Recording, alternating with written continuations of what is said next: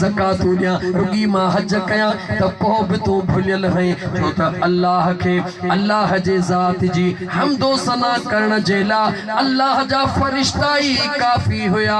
अल्लाह ताला जे ज़ात बाबरकात पंहिंजी पाक क़ुरान करीम में जॾहिं इंसान जे पैदा करण जो ऐलान कयो मलाइकनी चयो वनहनु नुसब्बिहु बिहम्दिका व नुक़द्दिसु लक। ओ मुंहिंजा करीम रब तुंहिंजो ज़िक्र करण जे लाइ असां तुंहिंजो हमद करण जे लाइ असां तुंहिंजी तस्बीह पढ़ण जे लाइ असां सभु कुझु करे रहिया आहियूं। हिन इंसान खे छो थो पैदा करी गौर कर अल्लाह जे जवाब ॾे। मुंहिंजे बेनियाज़ रब जवाब ॾिनो इन्नी अअलमु मा ला तअलमून।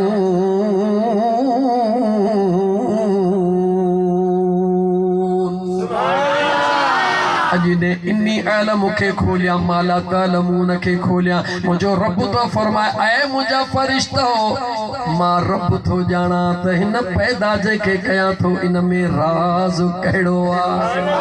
हालांकि मलाइकनि चयो मौला मई युफ़्सिदु फ़ीहा मौला हे कासिम खाहियारो फसादी थई वयस्फिकु दिमा हे खून कंदो रत वहाईंदो झगड़ा कंदो झेड़ा कंदो असां इबादत कंदासीं। मुझे रब फरमायो हा मुंहिंजा फरिश्तो तहांजी नज़र इन्हनि जे झगड़नि ऐं झेड़नि जे मथां आहे। मां रब जी निगाह पंहिंजे यार जे मथां आहे। ओ कासिम खाही में रहण वारा जंहिं वक्त में ब मुसलमान भाइर हिक ॿिए सां झगड़ो कंदा आहिनि हिक ॿिए सां झेड़ो कंदा आहिनि हिक ॿिए जे साम्हूं थींदा आहिनि नंढड़ियुनि ॻाल्हियुनि जे करे हिक ॿिए ते हथियार सिधा कंदा आहिनि कॾहिं कॾहिं ज़ुबान जा वार कंदा आहिनि कॾहिं हथनि सां हौबा थी वेंदा आहिनि।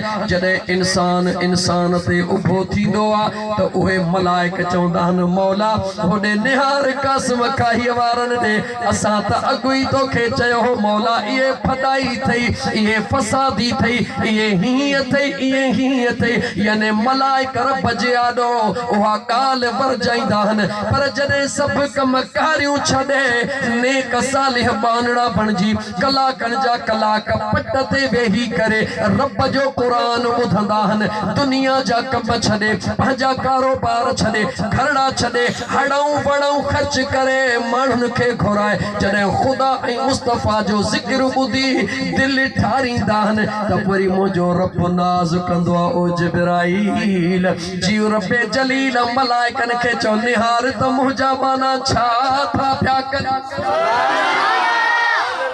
ऐ इंसान केॾो न खुश नसीब हई पुट कामयाब थे त मां नाज़ करे भाउ कामयाब थे त भाउ नाज़ करे दोस्त कामयाब थे त दोस्त नाज़ करे। पर जॾहिं अल्लाह जो मानो रब जे ज़िक्र में वेही मौज करे त मुंहिंजो रब्बुल आलमीन वेही नाज़ करे।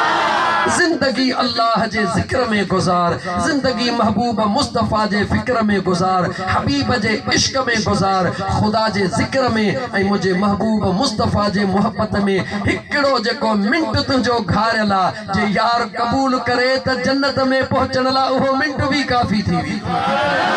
अज़ीज़ाने मन क़ुरान करीम तव्हांखे ख़बर आहे त सजण साईं जो ग़ुलाम अक्सर क़ुरान करीम जा दलील ॾेई हलंदो आहे। अल्लाह